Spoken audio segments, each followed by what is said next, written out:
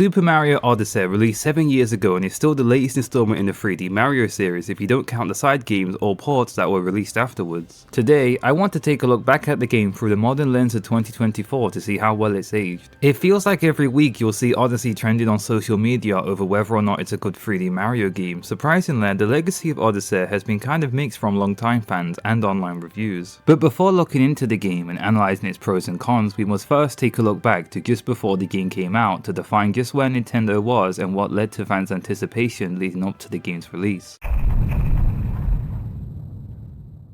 Funnily enough, Mario Odyssey's very existence is tied to the Switch's reveal back in October of 2016. It just came out of nowhere during the console's first reveal. Fans were beyond hyped seeing this small piece of footage that confirms its existence. 2016 wasn't really a great year for Nintendo. A lot of their output were either ports or games that were quite controversial in their respective communities, like Star Fox Zero and Paper Mario Color Splash. On top of that, The Legend of Zelda Breath of the Wild was delayed once again to 2017, which was supposed to be their heavy hitter of that year. The Wii U was being phased out and they needed something to win their at the time dwindling audience. So here comes 2017, the Switch just got released and is breaking all kinds of sales figures. A brand new 3D Zelda game comes out with Breath of the Wild and Odyssey is slated for October of that same year. This really was a first for Nintendo, releasing both a brand new 3D Mario and Zelda within the first year of their console's launch, an unprecedented move for them. It really shows how they weren't messing around for the Switch's first year after the huge hit they took from the Wii U. E3 comes around, RIP by the way, and Odyssey is at the forefront of their showcase. This is also where they played Jump Up Superstar for the first time, a lyrical song for a Mario game, alongside the game's out there tone having Mario transform into a T-Rex and interact with humans, really established how Odyssey was going to be a breath of fresh air for the series. During this hype cycle, it was also revealed that this would be the long return of the sandbox style of 3D Mario, which was a gameplay style introduced in 64 but was quickly abandoned by the time Galaxy came along, which adopted a more linear gameplay structure which became the standard up until this point. The expert marketing for this game, alongside Nintendo giving longtime fans what they've been asking for with the return of the sandbox structure, was amazing. I really can't downplay that the hype and expectations for this game was up there with some of Nintendo's most anticipated games ever made. Fans' expectations were at an all-time high, even more so when you consider how much they had to put up with from 2016 with delays and a pretty underwhelming release output. I remember vividly being in college at the time and riding my bike home on a Friday and playing Odyssey all weekend long.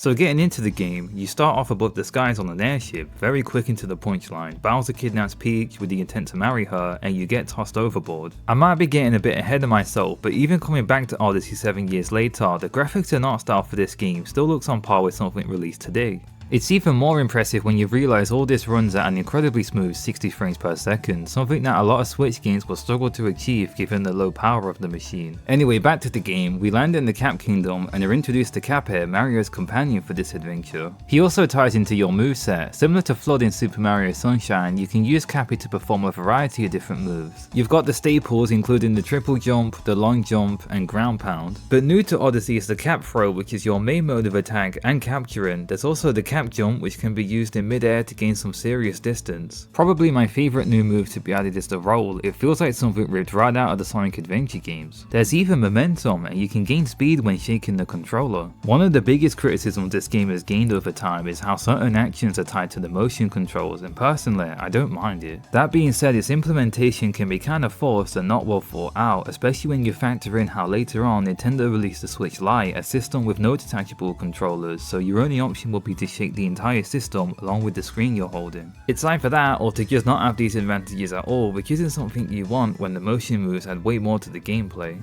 A personal complaint I also have with Mario's moveset is whilst most of the momentum and feel is top tier, the spin jump, which was introduced in Sunshine, has been heavily nerfed this time around. It never felt like it had a need to exist, with the distance and speed of the move being greatly reduced and is nothing when compared to a combined triple and cap jump for covering distance. Exploring the Cap Kingdom, we make our way to this tower and use the capture ability for the first time on this frog. This was a huge part of the marketing for the game. I'm going to be going over my thoughts on the capture ability as a whole. I've heard complaints on how a lot of the capture abilities are pointless. A big argument they will say is that captures like the meat in that one section or the Goombas don't add to Mario's overall move kit and create some dissonance from the platforming. Another example is how at a bullet bill you're locked into only performing a specific action which takes away from the platforming. But there are captures that contradict this complaint, like the Keep Fish allowing you to swim much faster or the Pokio Bird allowing you to climb walls which further complement Mario's moveset. These examples are much more in line with conventional power-ups that you would have seen in previous Mario games. For me personally,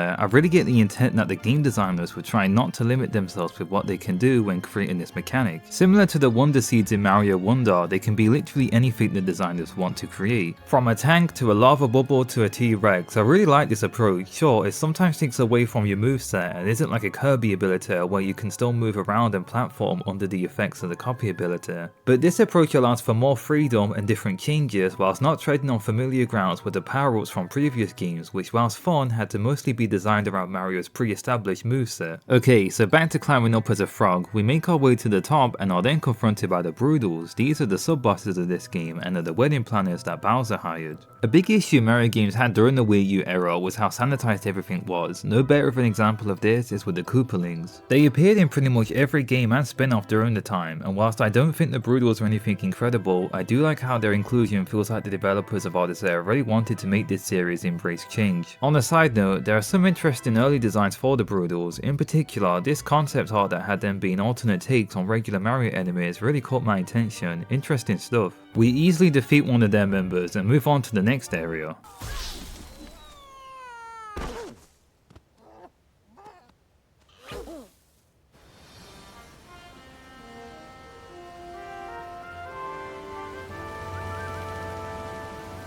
Cascade Kingdom is the beginning world of Mario Odyssey. After coming to terms with the tutorial, we are now free to stretch our legs and really get a taste of what this game's made of. It's here where we're introduced to this game's main collectible, that being the Power Moons. They're like the stars or shine sprites in previous games and are your main resource for powering up the Odyssey. In each world you'll need to collect a set amount of Power Moons to move on. You're able to find the moons in any order you want, allowing for some variety upon replays. The best part about the Power Moons is that you are no longer booted out upon completion, which is a serious first. A big complaint previous games had was whenever you collected a star you would be sent back to the HUD world, and it kind of inflated the game's length with a constant back and forth. Banjo-Kazooie back in 1997 solved this issue by simply having you continue upon obtaining the main collectible in a world. It's better late than never, but the lack of a boot out system really allows Odyssey's pacing to feel way more smooth as a result of this. Now hands down, if you look up any discourse on Super Mario Odyssey, the main complaint you'll hear is how there are way too many moons. I don't want to get ahead of myself here, and we'll be looking into more of this issue during the post game, but the moons are very abundant here. I feel like Nintendo was trying to please everyone with this approach, since to some degree it allows the player to adjust the difficulty to how they want. If you want to prioritize the main route, which will typically give you a multi-moon, you can, but it will usually involve a boss fight. But if that's not your thing, you can approach this game in a more beginner friendly way, only going for the easier moons. I get that with 3D Mario in particular, Nintendo tries to appeal to both their core audience and casuals, so in a way, this implementation of the moons are an innovative solution towards appealing to both crowds. Towards the end of Cascade Kingdom, we encounter Madame Brood and her king chomp wearing a sun hat. She's the manager of the Broodals and is hell-bent on making sure that the wedding goes off without a hitch. I like how in this fight you take control of the king chomp and slingshot it back at her, very satisfying to pull off. After that we board the Odyssey and start chasing down Bowser as we arrive in the Sand Kingdom. This is probably the biggest kingdom in the game, which is a bit strange with it being the third area. Personally, I'm not a huge fan of the theming here since it's just a desert. Granted it has been frozen over, but the theming doesn't really go anywhere with it outside of this one indoor section. The desert locale is something that's been very overused in the Mario series up until this point. I do like the Jaxies though and how you can ride them across the desert. There's also a day and night section here which gives it some nice visual diversity. The boss in this world makes good use of your capture ability to throw its hands back at it to defeat it, also whilst dodging these icicles.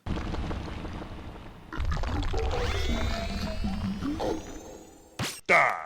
Usually I go to the Lake Kingdom after Sand. The Lake Kingdom is incredibly short, it's hardly a new discovery, but it's pretty wild how much of this area you can cut out with a well-timed triple jump. The underwater handling is pretty satisfying in this game, especially when compared to previous entries, with the Keep capture being a good example of the speed and movement you gain whilst in control of them. This mission doesn't really have its own boss, with it simply ending with a brutal fight against a tall one. I like how hats are used to hide weak points with the enemies in this game since it's what you're using as your primary means of attack. The Lake Kingdom is overall pretty forgettable and isn't the strongest location in Mario Odyssey, but it's over fairly quickly. Up next is one of the better areas, we have the Wooded Kingdom. I really like the main objective since the area is so big, there's a lot of branching pathways which will lead you to power moons. This area also ties in with the wedding since it's where the bouquet of flowers are brought, which is a nice way to tie it into the main theme of the game. There's also this undersurface section you can access by falling off the map, which throws off a lot of players since they expect to die here. This is once again another example of discovery of the unknown, which is one of Odyssey's strongest aspects. The boss of this kingdom takes advantage of these uproot enemies where you have to stretch to avoid its lasers, a solid kingdom overall and it's the best one so far. We gather enough moons to continue our journey and it's here where we catch up to Bowser and engage in a boss fight against him. It's really strange, this game only has you fighting against Bowser twice, which feels off in a way, like they maybe planned for this game to be longer at some point. Either way, a big complaint players have, and I do agree with them here, is that not all kingdoms are designed equally. The Cloud Kingdom that this fight takes place on is just a glorified boss arena. I'll elaborate more later on since there is another area in this game like this, but I do think they would have done well to not call this area a kingdom since it really is just a floating cloud at best. I prefer how in previous games most areas were roughly the same size and had the same amount of shines and stars in each major location. I feel like similar to the design philosophy with Mario's power-ups or captures, they wanted to not standardize how many moons the kingdom would have. I can understand why they did this, but the execution leaves us with areas feeling way less fleshed out, which is a flaw you'll see later on with the Wuren Kingdom. After beating Bowser, he claps back with his cannons and sends us falling into the Lost Kingdom. This part of the game is very promising at first, you end up losing Capet and with it some of your moveset. It really reminded me of the parts in Super Mario Sunshine where you lose Flood and are forced to attempt a platforming section without the benefits that you've been relying on up until that point. So you lose Capet and pretty much immediately getting back, it's one of those moments where you wonder if something was cut here. It's strange, since they went out of their way to program the two being separated, there are these scarecrows in the game that do the same thing, so the mechanic is somewhat explored. I think they maybe realised they couldn't have the two separated for a long time since the co-op mode is a thing that exists. There really isn't anything to say about the co-op gameplay, but I feel like if we didn't have this mode then these ideas would have been more fleshed out, which is pretty disappointing. We don't stay in the Lost Kingdom for long, there isn't even a boss fight, but nevertheless we fix up the Odyssey and make our way to Metro Kingdom, the highlight of this game. We arrive and there's a bit of a problem, a giant mecha wiggler has claimed the city for itself. It's cool how this area of the game has a story going on. I really get the sense that it had the most amount of time put into it since it appeared in so many promotions around the game's release and was the stage they went with when representing the game in Smash. It would have been nice if all kingdoms got this treatment, but nevertheless we capture a tank and defeat the Mecha Wiggler, the kingdom is returned to normal and now we can fully explore New Donk City. The main story here revolves around you finding members of a band for the big concert that's about to happen. This part is kind of weak since most of the band members are out in plain sight and are very easy to find. Also, similar to the boot out system in previous games, each time you find a band member you are sent back to Pauline for no reason, having you leave the music stage each time, which feels kinda clunky. One fun fact for this section is that originally, New Donk was going to look much more different in the final build, having the humans resemble Mario with their proportions. Rosalina was also going to make an appearance here if this scrapped art showing her playing a guitar was anything to go by. After assembling the band and fixing the power, we can take part in the performance. This part is one of the best moments in Mario Odyssey, a complete homage to the arcade Donkey Kong where it all started. This is also where Jump Up Superstar plays. On a first playthrough, this moment is amazing if you didn't know about it beforehand.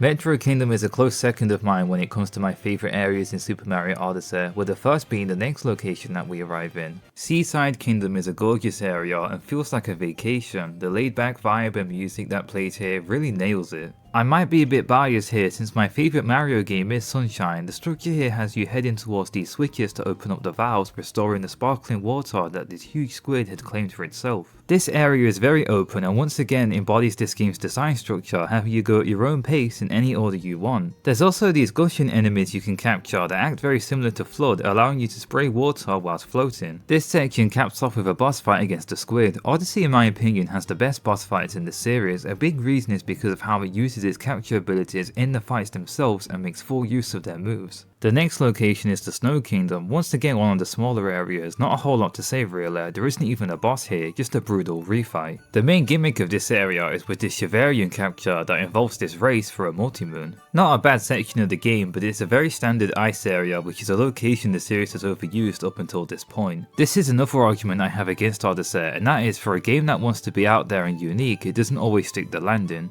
A lot of the game still relies on level themes that have become very stale in the series up until this point. The game definitely shines its best when it's breaking tradition and playing with the audience's expectations. The Snow Kingdom isn't bad or anything, it's just underwhelming overall.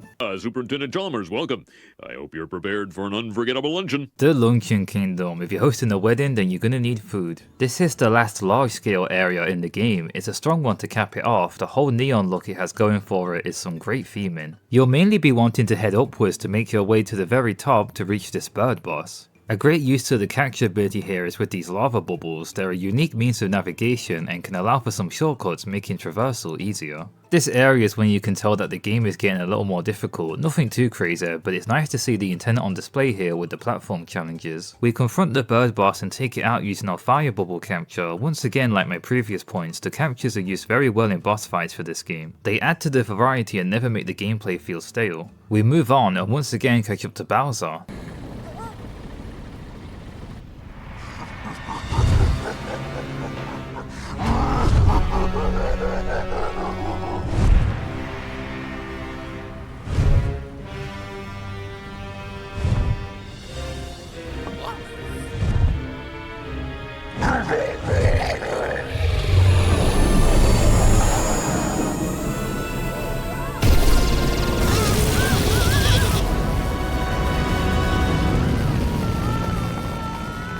Man, this moment is so out there. None of this was in the marketing up until the game's release. The entire game's art style changes with this gorgeous medieval themed area in the Ruined Kingdom. We fight this dragon that feels ripped right out of Dark Souls looking like Medea. Okay, so I've been hinting towards this complaint. There's nothing after this boss, you just move on. It's crazy since they must have spent so much time in this area only for it to be done in minutes. There was this knight outfit that was added as free DLC later on, which implies there was maybe more planned for this kingdom. I want to love this area so badly, but the lack of anything after the amazing boss fight just feels wrong. I would gladly trade the Snow or Lake Kingdom if it meant we could have seen this location fully realised. Okay, I have to move on or else I'll be ranting about this area forever. Bowser's Kingdom is next. It's quite linear and is mostly comprised of refights with the Broodals. Throughout exploring, you'll come across these Pokio enemies. They're most people's favourite captures in this game and have great designs being used effectively in platforming. We finally confront Bowser on top of this roof, which is very cinematic, but suddenly he makes a dash and we're confronted by the Broodals in this huge mech fight.